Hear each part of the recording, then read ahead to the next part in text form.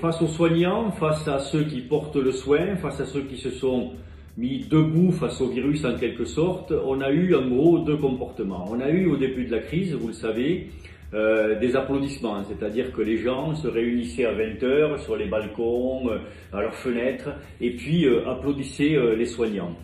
Dire que les soignants appréciaient serait un peu court, oui, les soignants appréciaient, mais quelque part ça les gênait. Ça les gênait pourquoi? Parce que les soignants eût préféré qu'on leur donne les moyens de soigner, les soignants eût préféré ne pas être à l'intérieur de cette crise sanitaire qui était elle-même dans une crise sanitaire, puisque l'état de notre médecine, qu'il s'agisse de la médecine de ville ou qu'il s'agisse de la médecine hospitalière, cet état va mal parce que on a accepté depuis des années qu'on les déshabille en quelque sorte, qu'on déshabille l'hôpital public, qu'on lui enlève des moyens, qu'on lui supprime des lits et qu'on déshabille la médecine de ville en créant des conditions telles que ces métiers sont devenus très peu attractifs et qu'il est apparu des déserts médicaux partout. Ça s'est fait quand même avec une certaine acceptation de la population.